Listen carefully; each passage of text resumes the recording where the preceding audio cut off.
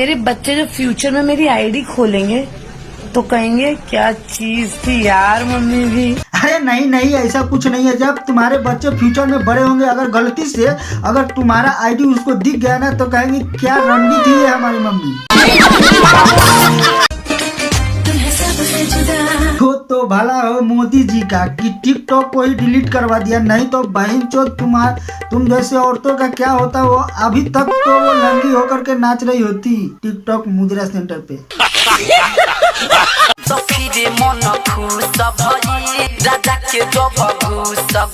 सखीरे मन खुश भइल राजा के जब घुस गइल।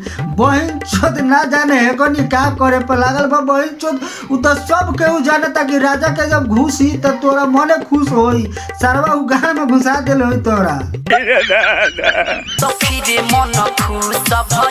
हाँ हाँ भौजी उ हम जानत तारी। तोरा मुंह के चमक और खुशी देख के हमरा पता लाग गइल कि तोहर मन खुश भइल बा। और काहे भइल बा ये हम ना जानत रहली है कि पीछे घुसल बा कि आगे, लेकिन कहत तारू तब कि मन खुश भइल राजा के जब घुस गइल। लेकिन इहो बता दे तू कि का घुस गइल आ कहाँ घुस गइल, आगे घुसल कि पीछे घुसल कि सरवा मुंह में घुसा देले बा।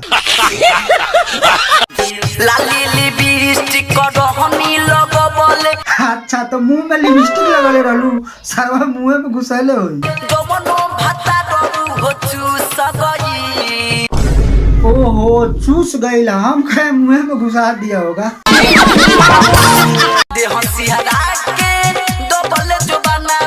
सियारा के डबल जो बना बहन चोदू बोका चोदा रहे ना तो हम रहती नहीं तो तोरा गाने में उंगली डाल देती।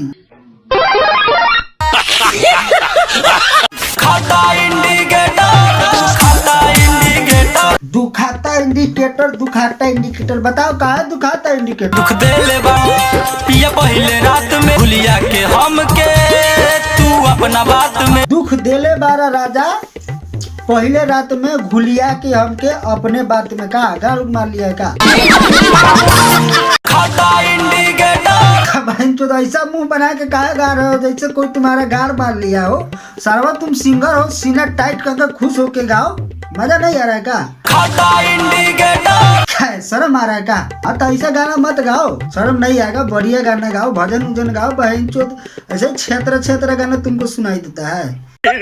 खाता इंडिकेटर ऐसा गाना गाएगा तो तुम्हारे साथ ही हो जाएगा। सामान तोर को दे मुकाला। हाँ सामान तोर को दे हम करिया। एक बहन चोदो काजे नहीं कौन सामान रखले बाकी सामाने करिया कर दी। सुन ले हाथ नहीं के घोपल हेने हई बेचारा सामान करिया करे के जोगार में बा। एगो हई भैया बारे सुन लो कथी करता। लोकेशन चालू कहरिए कर ढोरी के ने दुनिया चांद पर पहुंच गल है। बहन चोद लोकेशन चालू कर के ढोरी खोजता। देखो तेरा भाई लोग साफ साफ ढोरी दिखाई देवता। एक बीता ऊपर खाली बा, एक बीता नीचे खाली बा। इस सारे कहता रहे कि लोकेशन चालू कर है ढोरी केने बा। सरवा लोकेशन में कैसे बताई कि ढोरी केने बा, ओकरा ढोरिया में गलार लागल बा। लोकेशन चालू कहरिए कर ढोरी के ने बा। भाई चोद सही सही बताओ तुम ढोरी खोज रहे हो कि बुर खोजने के चक्कर में लगे हो। आज की वीडियो पे समाप्त करते हैं। आई होप कि वीडियो आप लोग को अच्छा लगा हो। अगर वीडियो थोड़ा सा भी अच्छा लगा है तो वीडियो को लाइक करें, हमारे चैनल को सब्सक्राइब करके घंटा बजाए ताकि कोई वीडियो डाले तो आप तक पहुंचे सबसे पहले। Thank you for watching, bye by.